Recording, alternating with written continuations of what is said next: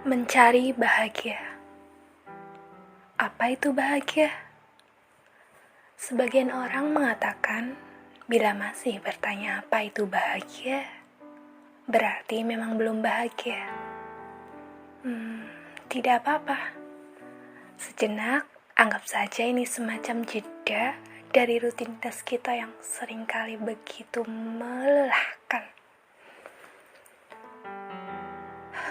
Coba jenguk memori kita di masa kecil. Jika sedari kecil kita bisa merasakan bahagia karena sebuah mainan, boneka misalnya, saking cintanya pada boneka, bila ia rusak kita akan menangis sejadi-jadinya. Bahagia menurut anak-anak adalah memiliki mainan dengan penuh kebebasan. Lalu beranjak remaja, kita merasa bahagia adalah saat kumpul bersama teman-teman sosial. Bebas kemana saja, kapan saja, sampai lupa alarm panggilan ibu dari rumah. Kita akan merasa sangat begitu kesal ketika pulang telat dimarahi ibu. Sebab bagi kita remaja saat itu, pergi bermain bersama banyak teman, bersukaria, merupakan definisi bahagia yang begitu tak terkira. Tak lama kemudian, bahagia kembali menjelma dirinya.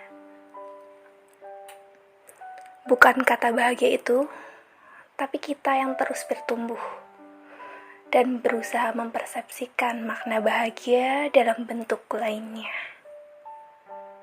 Bahagia lewat perasaan memiliki mainan, memiliki teman banyak, pun perlahan seolah menghilang begitu saja. Kita terus berjalan. Mulai memasuki usia dewasa, kita mulai mencoba mencari kembali makna bahagia. Sesekali mencoba menaruhnya seperti dulu kala, pada benda-benda. Misalnya, kita pergi ke toko buku.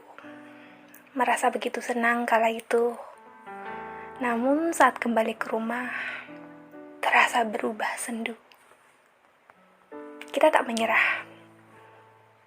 Keesokan harinya, kita berusaha lagi pergi ke toko bunga. Ya, semerbak wanginya membuat siapapun bahagia. Namun, entah kenapa tak bertahan begitu lama. Kembali seolah terasa begitu hampa.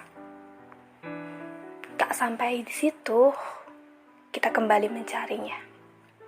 Pergi ke toko baju. Beragam model dan tren begitu memikat mata. 1-2 baju kita beli begitu saja.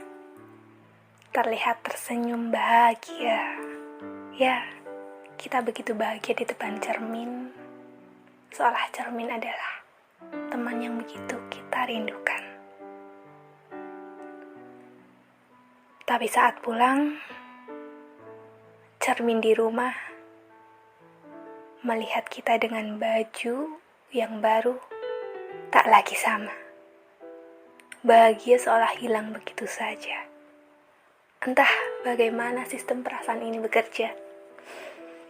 Akhirnya pada suatu jeda kita menyadari bahwa bahagia tak ditaruh pada benda-benda. Kita kembali terus berjalan. Lalu kini seseorang mulai datang padamu. Atas nama cinta, kasih, ketulusan, entah atas nama apapun bentuknya. Sebut saja dia adalah kekasihmu. Kita merasa bahagia hari-hari menjadi penuh warna. Tak lagi sepenuhnya mencari pada benda, tapi cukup bersamanya. Sampai suatu hari, dia pun pergi dengan atau tanpa alasan apapun. kita merasa tak bisa merelakannya begitu saja. Dengan atau tanpa pelampiasan, kesedihan kembali menina bobokanmu dalam jurang kepiluan. Kembali, kita berjalan sendiri. Ya, kita berjalan sendiri. Tidak dengan benda-benda atau siapapun yang mengatasnamakan kekasih dalam beragam rupanya. Kita menjenguk kesedihan dan kebahagiaan yang terus diramu dalam kepala. Sesekali berusaha melangkah, melawan gerak jiwa. Meskipun pada suatu waktu, kita akan menyadari satu hal pasti. Kebahagiaan tidak terus dicari, tapi menagih diri. Menagih diri untuk berbagi. Saat kita kecil, kita menyangka bahagia adalah memiliki boneka yang disuka. Lalu saat remaja, bahagia adalah bersama teman-teman, bermain sebebas dan sebanyak-banyaknya.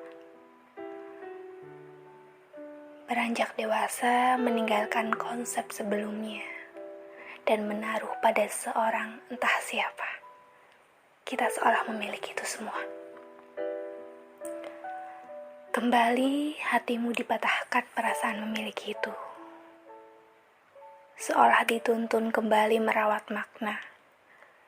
Bahagia tidak tinggal di sana. Bukan pada benda, teman, kekasih, atau siapapun itu. Tapi ada dalam inti hatimu sendiri.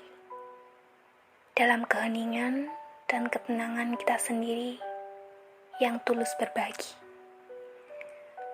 Ini bukan tentang kesendirian status atau perasaan memiliki, tapi tentang seberapa langkah kita mau jujur pada diri sendiri.